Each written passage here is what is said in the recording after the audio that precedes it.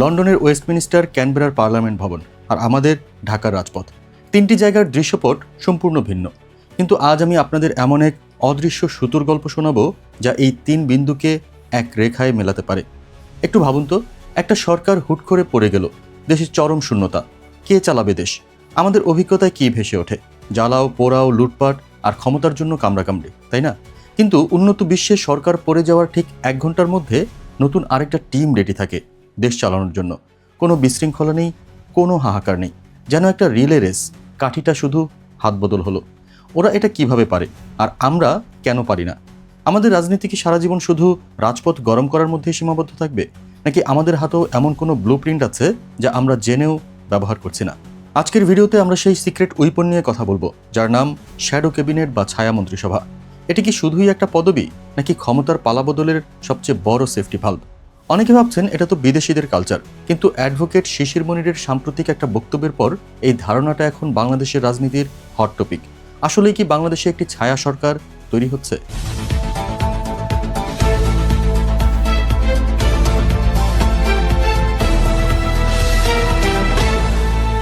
দর্শক, আজ আমরা রাজনীতির ওপরের খোলসটা ছাড়িয়ে ভেতরের মেকানিজমটা দেখব। স্লোগান আর মাইকের আওয়াজের বাইরে যে রাজনীতিটা ব্রেইন দিয়ে হয়, পলিসি দিয়ে হয়, আজকের আলোচনা সেটা নিয়েই। শুরু করা যাক একদম টাটকা ঘটনা দিয়ে। বাংলাদেশের রাজনীতির মাঠে এখন একটা নতুন গুঞ্জন, শ্যাডো ক্যাবিনেট বা ছায়া মন্ত্রিসভা। বিশেষ করে অ্যাডভোকেট শিশির মনিরের সাম্প্রতিক বক্তব্য এই আগুনে ঘি ঢেলেছে। তিনি ইঙ্গিত দিয়েছেন যে রাষ্ট্র পরিচালনার জন্য শুধু সরকারে যাওয়াই যথেষ্ট নয়, বরং সরকারে যাওয়ার আগে থেকেই প্রস্তুত থাকাটা জরুরি। কিন্তু প্রশ্ন হলো, হঠাৎ এই আলোচনা কেন? আমাদের দেশের রাজনৈতিক সংস্কৃতিটা একটু খেয়াল করুন। এখানে বিরোধী দল মানেই আমরা বুঝি যারা শুধু সরকারের ভুল ধরবে, হরতাল ডাকবে আর টকশোতে গিয়ে চিৎকার করবে, ব্যাস দায়িত্ব শেষ। কিন্তু জনগণ এখন প্রশ্ন তুলছে, ভাই আপনারা যে সরকারের সমালোচনা করছেন, আপনারা ক্ষমতায় গেলে কি করতেন? আপনাদের প্ল্যানটা কি? ঠিক এই জায়গাতেই ছায়া মন্ত্রিসভা কনসেপ্টটা গেম চেঞ্জার হয়ে আসছে। সহজ ভাষায় বললে এটা হলো গভর্নমেন্ট ইন ওয়েটিং বা প্রতীক্ষমান সরকার। ধরুন বর্তমানে নির্বাচিত সরকার দেশ চালাচ্ছে, তাদের একজন শিক্ষামন্ত্রী আছেন। এখন বিরোধী দল হিসেবে আছে 11 দলীয় জোট, তারাও তাদের দল থেকে একজনকে শিক্ষামন্ত্রী হিসেবে ঘোষণা করবে। কিন্তু তিনি আসল মন্ত্রী নন, তিনি হলেন ছায়া শিক্ষামন্ত্রী।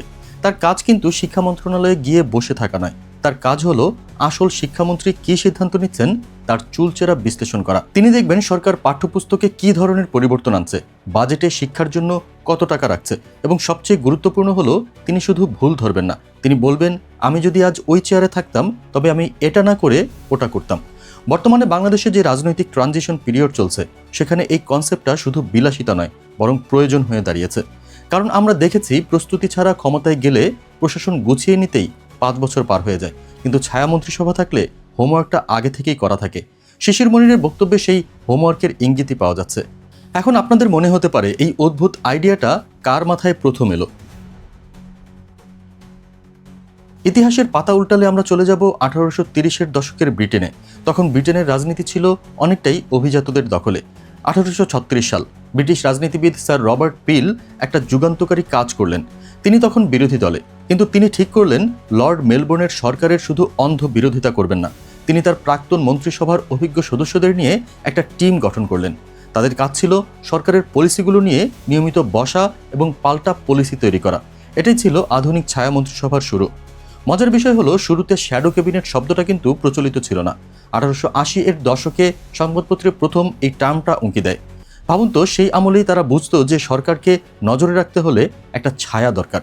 তবে একে আজকের এই শ্যাডো ক্যাবিনেটের প্রাতিষ্ঠানিক রূপ যিনি দিয়েছেন, তার নাম হিউ গেটস্কেল। সালটা 1955। তিনি ছিলেন ব্রিটিশ লেবার পার্টির নেতা। তিনি দেখলেন বিরোধী দলের নেতারা এক একজন এক এক বিষয় নিয়ে কথা বলেন, কোনো সমন্বয় নেই।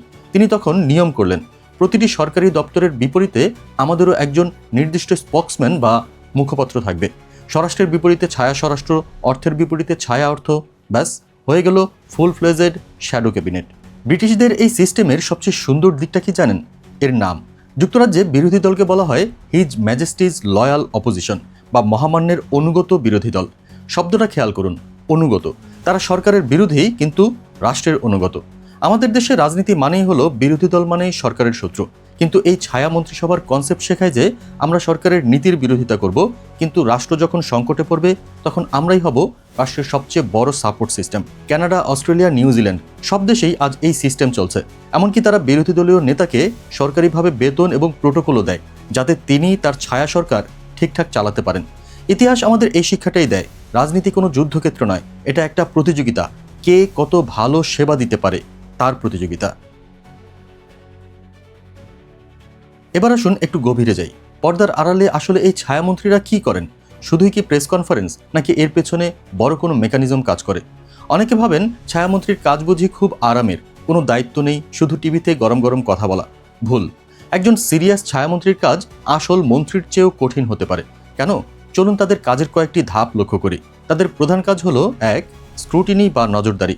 ধরুন আমাদের স্বরাষ্ট্র মন্ত্রণালয়ে সিদ্ধান্ত নিল পুলিশের জন্য বিদেশ থেকে 50,000 টিয়ার শেল কিনবে। সরকারি ফাইলে লেখা প্রতিটি শেলের দাম $100।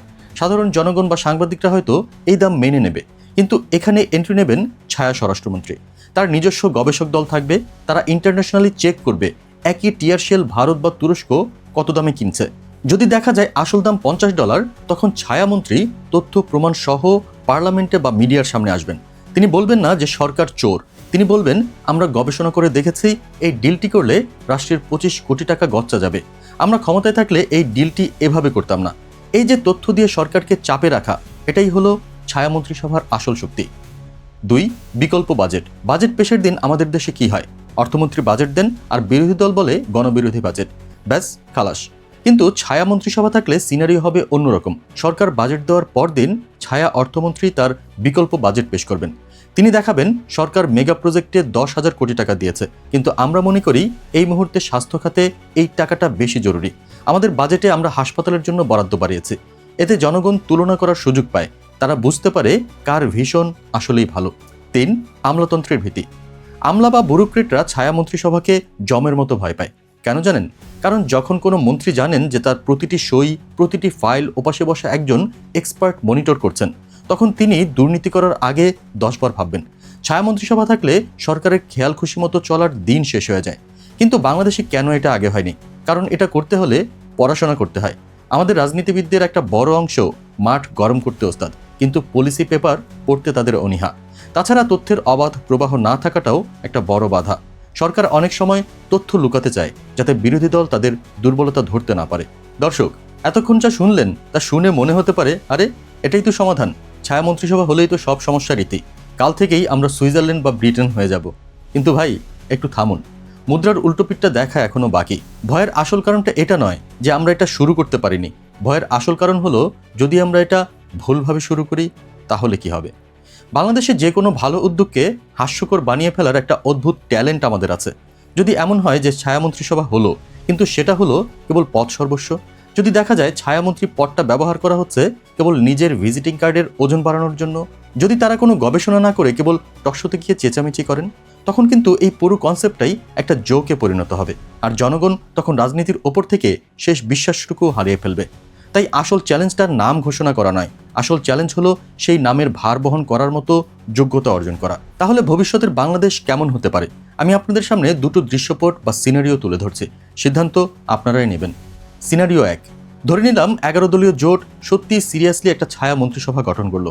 তারা দেশের সেরা অর্থনীতিবিদ, শিক্ষাবিদ এবং গবেষকদের তাদের টিমে নিলেন। এর ফলে কি হবে? রাজনীতিটা আর রাজপথে থাকবে না, মারামারি কমে যাবে, কারণ তখন প্রতিযোগিতা হবে কার আইডিয়া কত ভালো তা নিয়ে। সরকার যদি দেখে বিরোধী দলের ছায়া স্বাস্থ্যমন্ত্রী খুব ভালো পরামর্শ দিচ্ছেন, চাপে পড়ে হলেও সরকার সেটা মানতে বাধ্য হবে।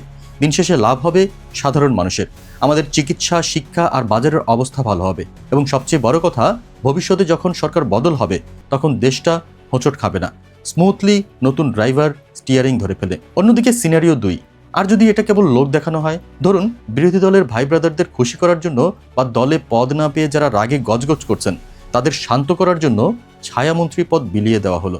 যিনি জীবনেও কৃষিক্ষেতের আইল দিয়ে হাঁটেননি তাকে বানালেন ছায়া কৃষিমন্ত্রী। তিনি না বুঝবেন সারের দাম, না বুঝবেন কৃষকের কষ্ট।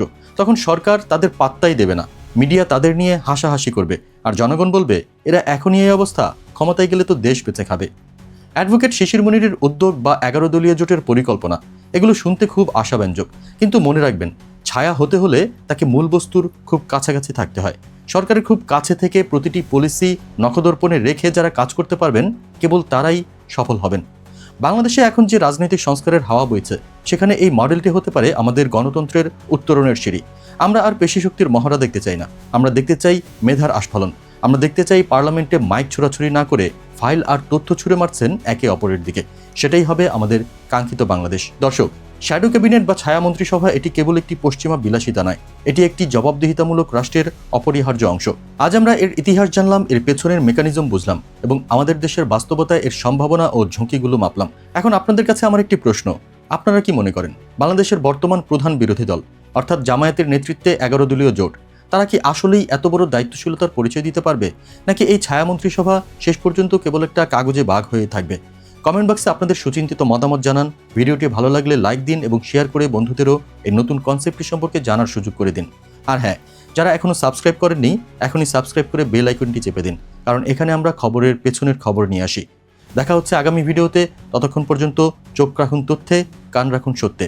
আজকের মতো বিদায় নিচ্ছি। আসসালামু আলাইকুম।